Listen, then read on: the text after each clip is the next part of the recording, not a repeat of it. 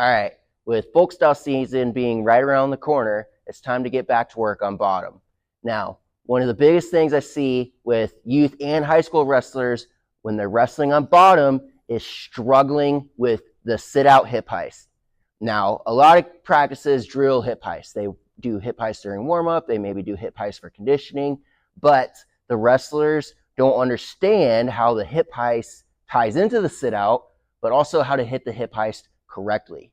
So we're going to take a step further beyond that, but first things first, I'm going to show you how to do a hip heist. So when I start on the referee's position on bottom and I go to hit my sit out is always going to be towards the tight waist side. So if my opponent's riding me on the left, they got a tight waist over here and a chop on this side, that means I need to step up with my right leg. A lot of guys are going to sit out straight to their butt, and here's why that's bad.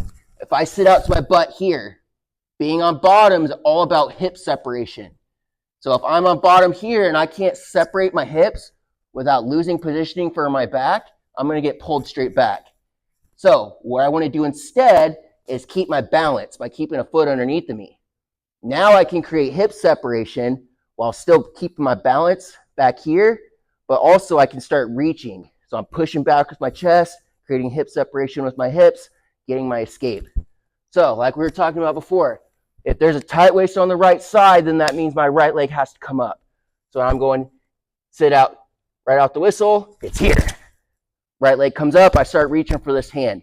Now notice how I'm up off my butt here. I'm off my heel, getting my butt in the air. I'm reaching for this hand here. I've got just a little bit of weight on this hand, but not very much. Most of my weight is on this knee. I'm starting to slide out, create hip separation. Maybe I'm pushing back with my hips, getting this hand off my hips. Now, for the hip heist portion, what I need to do is think of it like a baseball slide.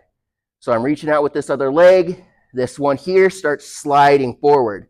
This one here starts sliding forward. Notice how I'm still posting on this back hand. This one starts sliding forward. Now what I need to do is slam both my knees down and then find my butt. Here. So again, one more time. Tight waist on the right side. Right leg comes up. This hand comes and grabs the tight waist hand. Start sliding my leg forward. Sliding my leg forward. Take this hand off my hips. Find my knees. Come back up. Shifting all of my weight to my butt. Remember, we're talking about hip separation here. So if I find my knees, but then don't come off my belly, that guy's going to travel right around back behind me, push weight down, and then I'm back to where I started, except even worse because now I'm on my belly.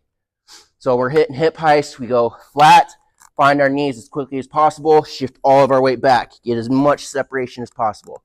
We're not looking for reversals here. We're looking for escapes. We're looking for quick points.